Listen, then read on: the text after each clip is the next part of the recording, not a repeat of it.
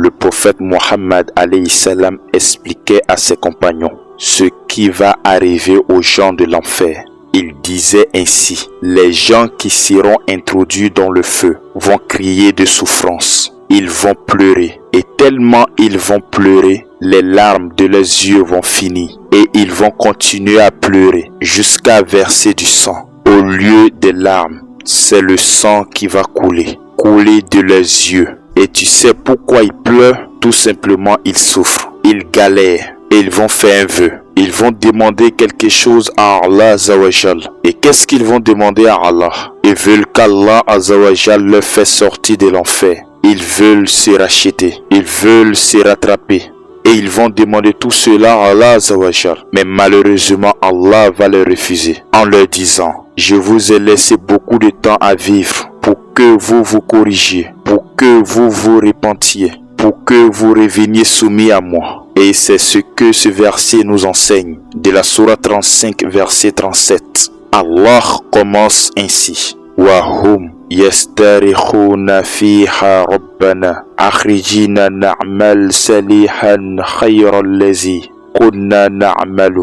Les gens de l'enfer hurleront et diront: Seigneur, fais-nous sortir, nous ferons le bien, contrairement à ce que nous faisions. Allah dira: ne vous avons-nous pas donné une vie assez longue pour que celui qui réfléchit réfléchisse? L'avertisseur, cependant, vous étiez venu. Eh bien, goûtez votre punition, car pour les injustes, il n'y a pas de secoureur. Allahu Akbar. Et pourquoi les gens du feu cherchent-ils à revenir sur la terre pour faire le bien? Tout simplement, ils veulent se racheter. Ils veulent réparer les dégâts qu'ils ont faits. Ils veulent corriger les erreurs. Ils veulent rattraper le temps qu'ils ont perdu. Alors que tout cela, c'est impossible. Ça serait impossible de se racheter. Parce que Allah Azawajal dit dans la sourate 3, verset 91, ceux qui ne croient pas et qui meurent mécréants, il ne serait jamais accepté d'aucun d'eux de se racheter, même si pour cela ils donnaient le contenu en or de la terre. Ils auront un châtiment douloureux et ils n'auront point de secoureur. Ce qui est étonnant, même si les injustes vivaient 1000 ans, ils vont utiliser ces 1000 ans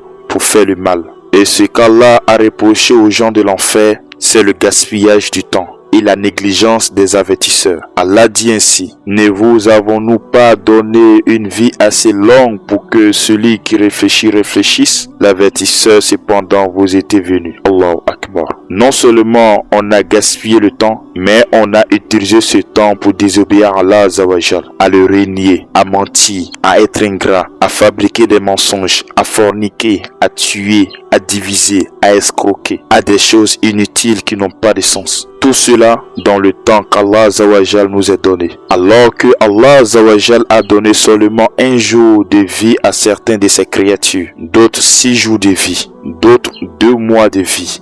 Alors que toi, Dieu t'a donné 50 ans de vie, 60 ans de vie. Alors que dans une année, il y a 8760 heures et 525 600 minutes. Ça, c'est seulement un an. Un an égale à 8760 heures et 525 600 minutes. Imagine si une personne vit 10 ans. Imagine combien de temps ça fait. Ainsi, nous passons nos temps dans l'insouciance. Et nous voudrons qu'Allah Azawajal nous redonne une autre vie pour se racheter. Chaque heure, chaque minute, chaque seconde que nous gaspillons peut nous coûter très cher. Qu'Allah Azawajal nous donne l'intelligence et le courage d'utiliser ce temps pour sa cause. La deuxième chose qu'Allah Azawajal nous reproche est la négligence de son avertissement à travers la bouche des prophètes, des savants, des imams, des prédicateurs. Mais malheureusement aujourd'hui, on continue à passer nos temps à les ignorer, à passer nos temps à les négliger. Et vraiment, c'est une réalité. Lorsqu'on voit les vidéos aussi des propos de Dieu, on fait passer. Mais si c'est les vidéos de divertissement et de loisirs, alors on consacre toutes nos journées à regarder. Ainsi, mon ami, regarde la vie d'une autre manière. Préparons notre vie future. Considérons les avertissements d'Allah Azawajal. Lisons les versets où Allah menace ses créatures. Ça va créer une crainte qui nous pousseront à agir en bien. Allah avertit, il n'y a plus d'excuses. À chaque fois que tu ouvres le Coran, dis-toi que c'est un avertissement pour toi. À chaque fois que tu vois un imam prêcher, dis-toi que c'est un avertissement pour toi. À chaque fois que tu vois des vidéos islamiques sur les réseaux sociaux, TikTok, YouTube,